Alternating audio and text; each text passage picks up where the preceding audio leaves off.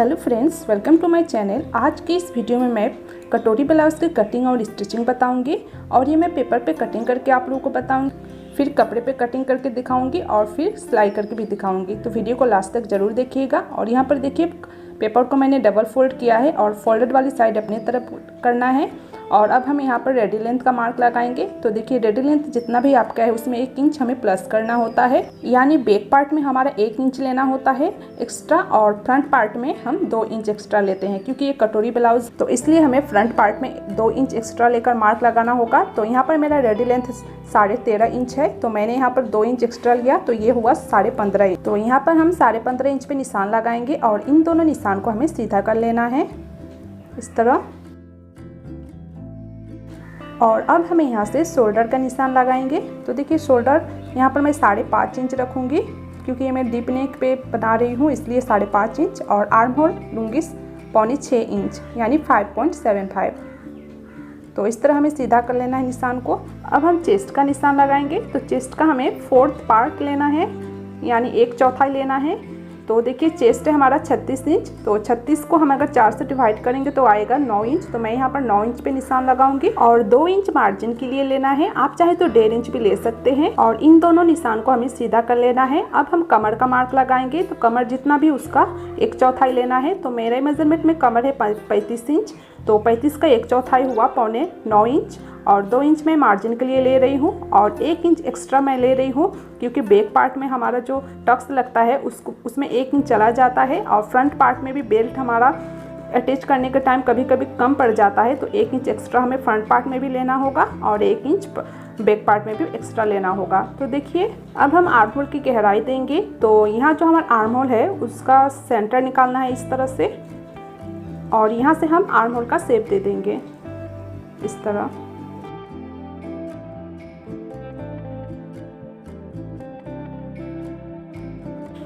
और फिर यहाँ से हम अब कट कर लेंगे।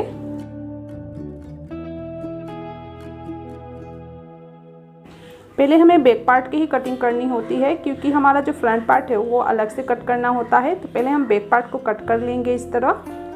और देखिए, मैंने यहाँ पर कट कर लिया। अब इसी में से मैं फ्रंट पार्ट को भी निकाल लूँगी। तो इसका जो जॉइंट है यहाँ से मैं कट करके इसको अलग कर लूँगी इस तरह से। और अब हम बैक पार्ट की कटिंग कंप्लीट कर लेते हैं। तो अब हम नेक विड्थ लेंगे 2.5 इंच, आप चाहे तो 2 इंच भी ले सकते हैं। तो उसके पहले मैं यहाँ पर जो 1 इंच यहाँ पर ज़्यादा हमने लिया था फ्रंट पार्ट में, वो 1 इंच यहाँ से कम कर लेते हैं, क्योंकि हमने बैक पार्ट में 1 इंच ज़्यादा लेना होता है, फ्रंट पार्ट में 2 इंच लेना होता है। तो हमने तो यहाँ पर फ्रंट पार्ट की कटिंग के हिसाब से कटिंग किया है, तो 1 इंच हम इसको कट करके निकाल देंगे इस तरह। अब देखिए, अब हम नेक विड्थ ले रहे हैं 2.5 इंच, आप 2 इंच भी ले सकते हैं, पर मैं यहाँ पर 2.5 इंच ले रही हूँ। और नेक लेंथ है 9 इंच,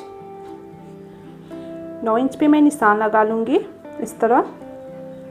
और नीचे से देखिए, मैं 3 इंच का इसका विड्थ रख रही हूँ। और इन दोनों निशान को हमें सीधा कर लेना है। आप अपने हिसाब से जैसे भी नेक का शेप देना चाहते हो उस तरह दे सकते हैं। मैं यहाँ पर हल्का राउंड शेप दे रही हूँ इस तरह से। तो यहाँ पर नेक का मार्क हमने लगा दिया। अब यहाँ से हम टक्स का निशान लगाएंगे। तो नीचे से मैं 4.5 इंच पे निशान लगाऊंगी और लेंथ इसका 4.5 ही रखूँगी, यानी दोनों तरफ से हमारा 4.5 इंच रहेगा, 4.5 इंच। और दोनों तरफ से 1/2 इंच हमें इस तरह से निशान लगाकर इसको स्ट्रेट कर लेना है। तो ये हमारे टक्स का निशान लग गया। अब देखिए, अब इस पर हम एज इट इज़ कटिंग कर लेंगे।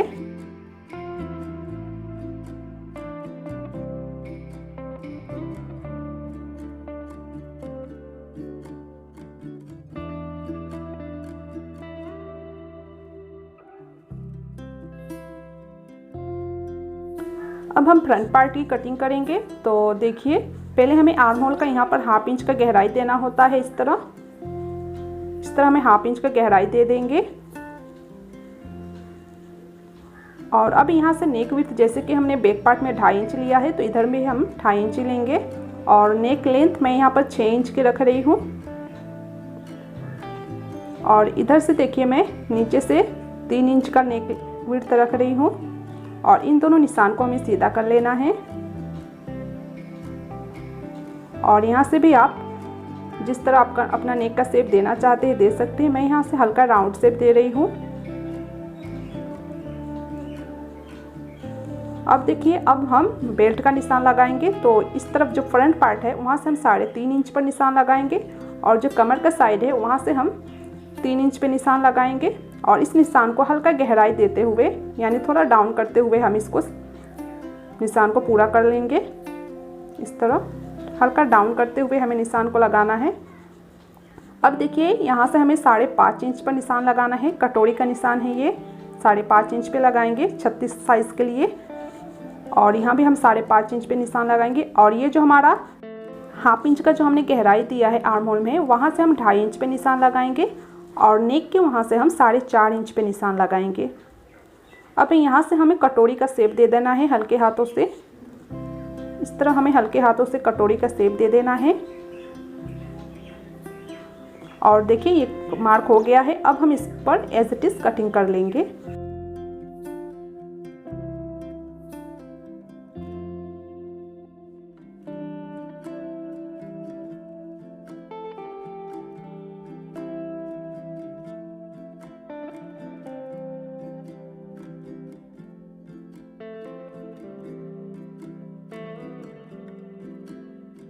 तो ये देखिए, हमारा जो कटिंग है वो कंप्लीट हो गया है। अब देखिए, कटोरी को हमें बड़ा पार्ट कट करना है, यानी ये छोटा वाला पार्ट हमारा किसी काम का नहीं है, तो इसका हमें बड़ा पार्ट कट करना होगा। तो देखिए, मैंने यहाँ पर पेपर को ले लिया है और उसके ऊपर कटोरी को रखकर इस तरह एज इट इज मार्क कर लेना है, इस तरह से।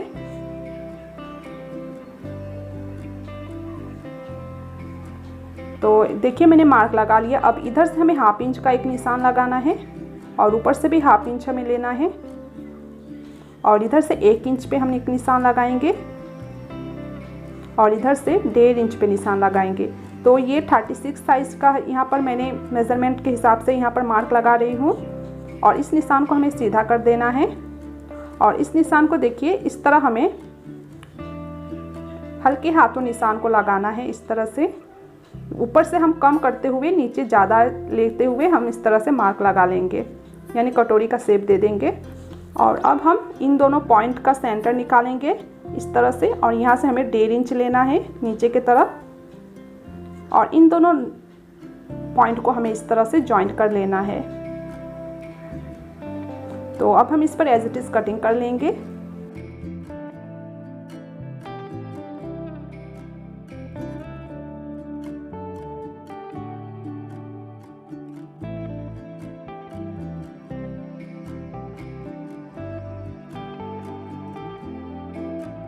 तो देखिए, कटोरी की कटिंग कंप्लीट हो गया। अब हम यहाँ पर स्लीव्स का मार्क लगाएंगे। तो स्लीव्स लेंथ मैं यहाँ पर 5 इंच रखूँगी और 1.5 इंच एक्स्ट्रा मैं मार्जिन रख रही हूँ, क्योंकि 1/2 इंच ऊपर सिलाई में जाएगा और 1 इंच नीचे फोल्ड में जाएगा बॉटम को। अगर आप अस्तर वाला ब्लाउज सिलाई कर रहे हैं तो आपको 1 इंच मार्जिन के लिए लेना है। मैं यहाँ पर 6.5 इंच पर निशान लगा रही हूँ। 5 इंच हमारा स्लीव्स का लेंथ है और 1.5 इंच में प्लस करके उसमें 6.5 इंच पे मैंने निशान लगाया है। और देखिए, अब हम बैक पार्ट को लेंगे और इस तरह से आर्म होल को मेजर करेंगे। ऊपर से 1/2 इंच हमें छोड़ देना है और इस तरह से मेजर करेंगे। और ये जो हमने फिटिंग का मार्क लगाया है यहाँ तक हम मेजर करेंगे। तो ये देखिए, ये टोटल 7.5 इंच आया हुआ है और इसमें 1/2 इंच हमें प्लस करके उसके बाद यहाँ पर हम मार्क लगा लेंगे। तो 8 इंच पे मैं यहाँ पर मार्क लगाऊंगी इस तरह। और 2 इंच मार्जिन के लिए लेना है, आप चाहे तो 1.5 इंच भी ले सकते हैं। और नीचे भी मैं इस तरह से मार्क लगा लूँगी और इन दोनों पॉइंट को इस तरह सीधा कर देना है। और देखिए, यहाँ से हम 2.5 इंच पे निशान लगाएंगे और इस निशान को यहाँ से यहाँ हम इस तरह स्ट्रेट कर लेंगे। और अब इसे हम कट कर लेंगे। आप चाहे तो स्लीव्स का शेप देखकर उसके बाद ही कट कर सकते हैं, पर मैं यहाँ पर पहले कट कर रही हूँ। और अब देखिए, यहाँ पर हम स्लीव्स का शेप दे देंगे इस तरह से। हल्के हाथों इस तरह हमें स्लीव का शेप दे देना है। और देखिए, जैसे कि मैंने यहाँ पर 2 इंच मार्जिन के लिए लिया था, तो मैं यहाँ पर 2 इंच का इस तरह मार्क लगा ले रही हूँ। ये हमारा फिटिंग का मार्क है। और स्लीव्स का गोलाई 13 इंच है, तो उसका हाफ लेना है। तो मैं यहाँ पर 6.25 इंच पे मैंने निशान लगाया और 2 इंच मार्जिन का। और इस निशान को हमें इस तरह सीधा कर लेना है और इस पर हम एज इट इज़ कटिंग कर लेंगे इस तरह। तो देखिए स्लीव्स का कटिंग हो गया है। अब देखिए अब हम जो स्लीव्स का फ्रंट पार्ट की कटिंग करेंगे, इस तरह हम 1/2 इंच का गहराई देते हुए कट कर लेंगे। तो ये हमारा पेपर की कटिंग कंप्लीट हो गया है। अब देखिए कपड़े पर हम पेपर को इस तरह से रख के एज इट इज मार्क कर लेंगे। तो मैंने यहाँ पर मार्क कर लिया है। और कटोरी को देखिए सीधा करके हमें नहीं रखना है, इस तरह हमें तिरछा करके रखना है। इस तरह तिरछी करके रखते हुए हम यहाँ पर मार्क लगाएंगे, यानी कटोरी जब भी कट करना है तिरछी तरफ करते हुए कटोरी को कट करना है। तो यहाँ पर मैंने मार्क लगा लिया है। अब इस पर एज इट इज कटिंग कर लेंगे इस तरह से।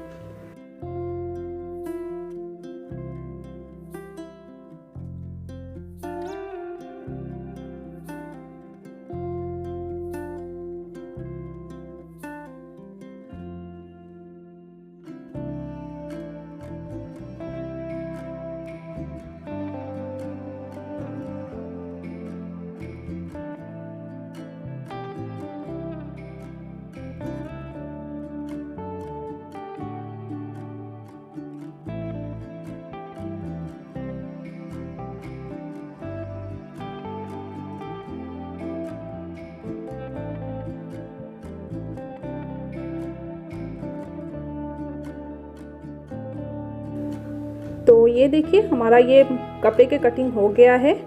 और देखिए स्लीव्स को इस तरह सेंटर में हम कट लगा लेंगे।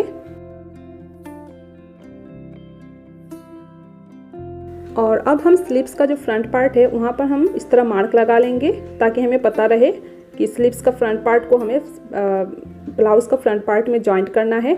और अब देखिए अब हम जो बैक पार्ट है, बैक पार्ट का जो टक्स है उसको सिलाई कर लेंगे। तो इस तरह से हमें फोल्ड करेंगे और 4.5 इंच पे निशान लगा लेंगे बैक पार्ट में, और ऊपर से भी 4.5 इंच पे निशान लगाएंगे।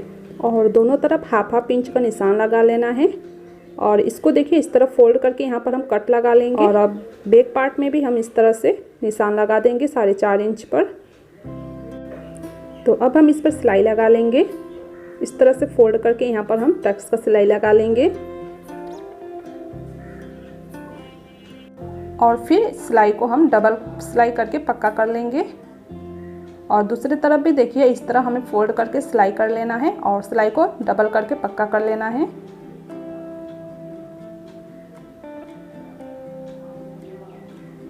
तो देखिए हमारा बैक पार्ट का दोनों टक्स लग गए हैं। ये देखिए अब देखिए अब हम कटोरी को इस तरह से फोल्ड करेंगे और 1.5 इंच पे निशान लगाएंगे, नीचे की तरफ 1.5 इंच पे निशान लगाएंगे और ऊपर से 3 इंच पे निशान लगाएंगे। और यहाँ कटोरी का जो सिलाई होता है उसको कर लेंगे इस तरह से। और इस सिलाई को भी हम डबल कर लेंगे। और अब हम कटोरी का दूसरा पार्ट को इसमें अटैच करेंगे।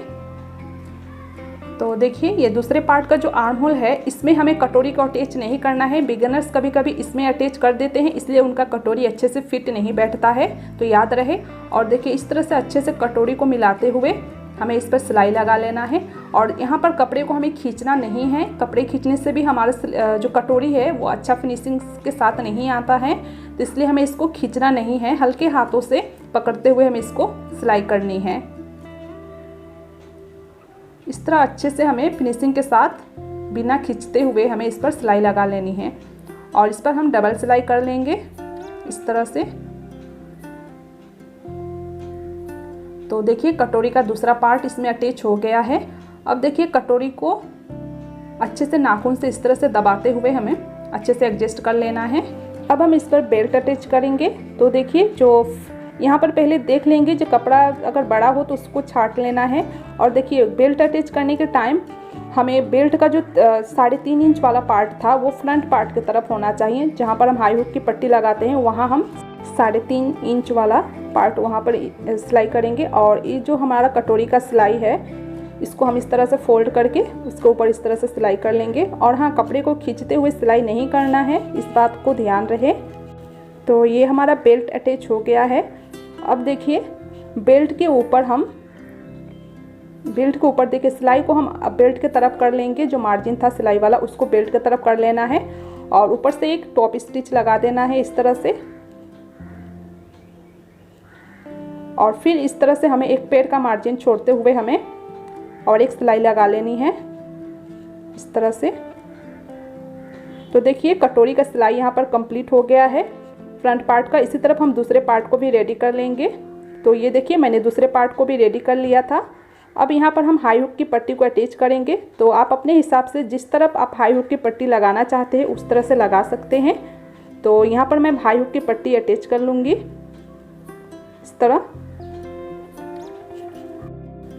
इस तरह डबल फोल्ड करके यहाँ पर सिलाई लगा लेना है और एक सिलाई हम इधर साइड से लगा लेंगे। इसी तरह दूसरे पार्ट को भी हम रेडी कर लेंगे और ऊपर से कपड़ा कम ज़्यादा हो तो उसको छांट लेना है।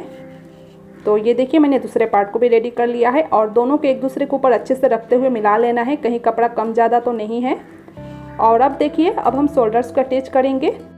तो देखिए फ्रंट पार्ट और बैक पार्ट का जो शोल्डर्स है वो इस तरह से हमें नेक की तरफ से ही हमें अटैच करना है, क्योंकि नेक की तरफ से अटैच करने से हमारा जो कपड़ा अगर कम ज़्यादा थोड़ा हो जाता है तो वो नेक की तरफ नहीं होना चाहिए, वो आर्म होल की तरफ होने से कोई फ़र्क नहीं पड़ता है।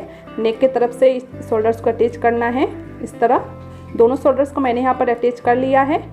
तो अब देखिए अब हम यहाँ पर नेक की फिनिशिंग देंगे। तो इस तरह हमें क्रॉस पट्टी को कट कर लेना है।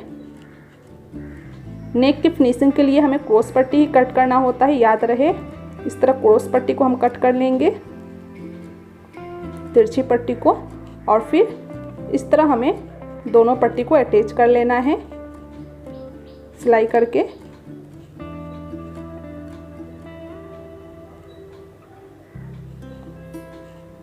तो यहाँ पर मैंने देखिए पट्टी को अटैच कर लिया है सिलाई करके।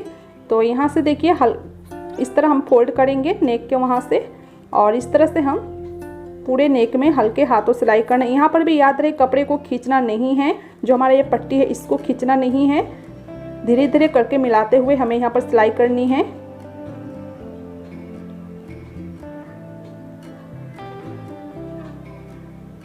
इस तरह से हम पूरे नेक पर सिलाई लगा लेंगे, पट्टी को अटैच कर लेंगे इस तरह।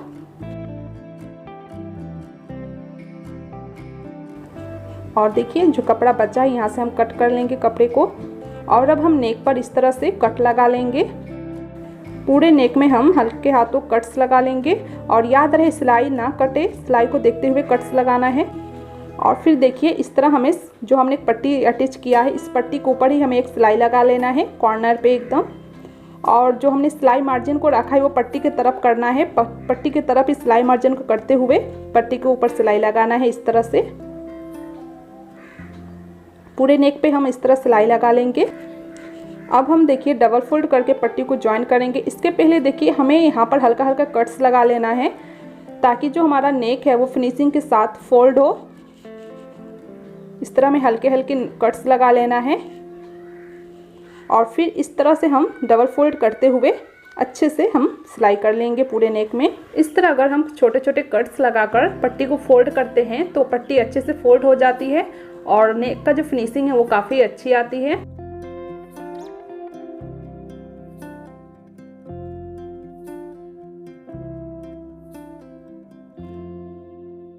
तो इस तरह हमें पूरे नेक पे सिलाई कर लेना है।